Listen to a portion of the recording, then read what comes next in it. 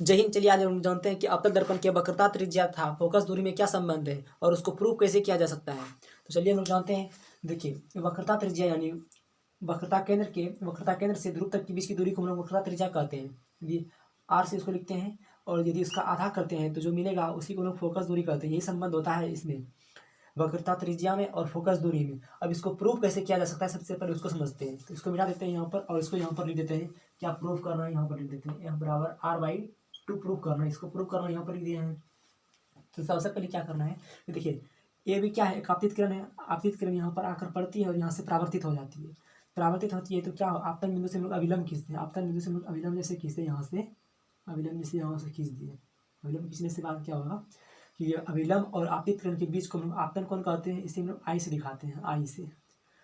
और अभिलंब और परावर्तित किरण के बीच को कोण को परावर्तन कोण कहते हैं। इसे हम लोग आर से दिखाते हैं। तो हम लोगों ने पढ़ा है कि परावर्तन कोण से, परावर्तन के नियम से हम लोगों ने पढ़ा है कि आपतन कोण बराबर परावर्तन कोण होता है। तो लिखेंगे कोण ABC बराबर हो जाएगा कोण CBF हो जाएगा। कोण ABC बराबर कोण CBF हो जाएगा, CBF वैसे हो जाएगा परावर्तन के नियम से। परावर्तन के नियम से जो है यह बराबर हो जाएगा। और हम लोगों ने पढ़ा है कि ये दो समांतर रेखा को एक तिर्यक रेखा काटती है तो ये कोण और ये कोण बराबर होता है। कैसे बराबर होता है? एकांतर कोण से बराबर होता है, हम लोगों ने पढ़ा है। तो हम लोग यह नियम भी यहाँ पर लगाएंगे। देखिए यह दोनों एक समांतर रेखा है, यह दोनों क्या है, समांतर रेखा है। और उसको जो यह अभिलंब है एक तिर्यक रेखा के रूप में उसको काट रही है। तो कोण जो ये है, कोण आई जो है और यहाँ वाला कोण जो है दोनों बराबर हो जाएगा एकांतर कोण से। तो उसी को हम लिखेंगे कोण ABC बराबर होगा किसके, कोण BCF के।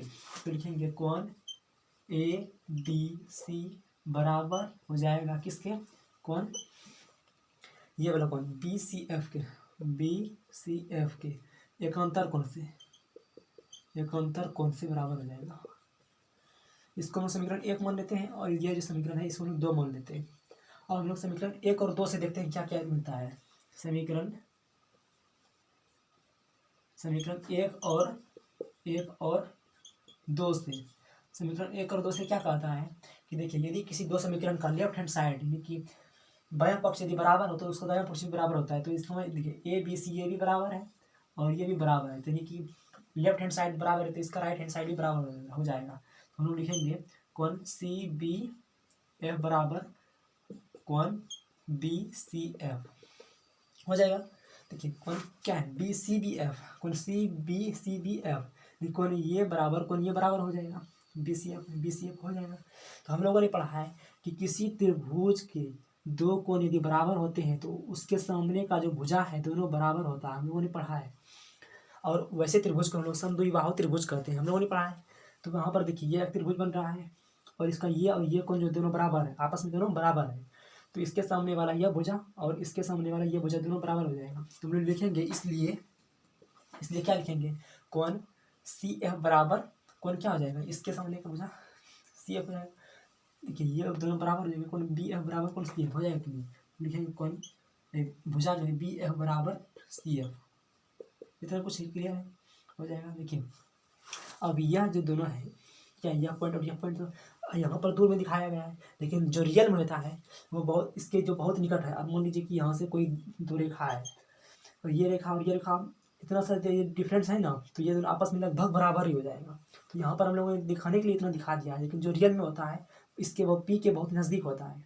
तो हम लोग क्या करेंगे, इस B वाला जो बिंदु है इसको पकड़ करके इसे नीचे लेके आएंगे। तो लिखेंगे कि मोना की बिंदु B जो है P के बहुत निकट है। तो ये दोनों बराबर हो जाएगा, ये दोनों भी बराबर हो जाएगा। तो लिखेंगे मोना की बिंदु B P के बहुत निकट है, मान लिया हम लोगों ने। जब जैसे ही माना तो ये क्या हो जाएगा कि BF बराबर हो जाएगा PF के,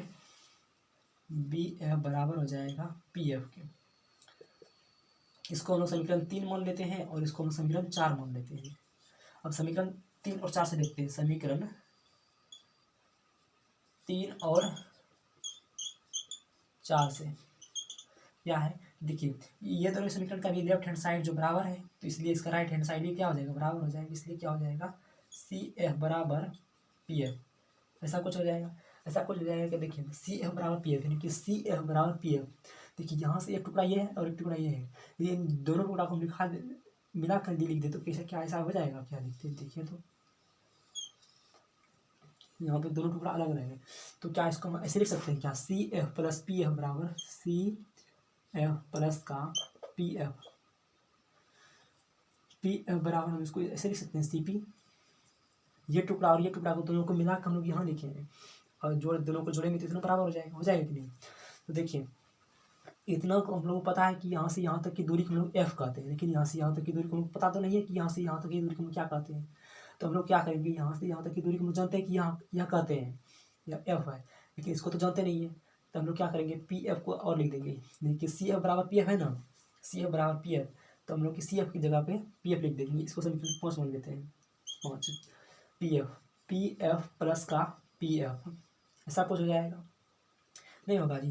देखिए सी एफ बराबर पी एफ है, तो हम सी एफ की जगह पर पी एफ लिख सकते हैं और बराबर सी पी इधर है। अब कैसे लिखना है, तो लिखना है यहाँ समीकरण 5 से, समीकरण 5 इधर लिख देना है। देखिए एक पी एफ तो हो जाएगा 2 पी एफ बराबर सी पी, इतना कुछ हो जाएगा। अब पी एफ क्या है, पी एफ है क्या, पी एफ क्या है, छोटी एफ यानी कि फोकस दूरी है, इसको हम फोकस दूरी लिख देते हैं। और सी पी क्या है, यहाँ से यहाँ तक की दूरी को हम लोग क्या कहते हैं, वक्रता त्रिज्या कहते हैं, तो आर लिख दिए। और यदि इसको आप खोलिएगा तो यहाँ पर देखिए 2 मल्टीप्लाई में है और उधर जाएगा तो कैसे हो जाएगा, r/2 यानी कि डिवाइडेड हो जाएगा। देखिए जो हमको प्रूव करना था वो ऑटोमेटिकली आ गया है।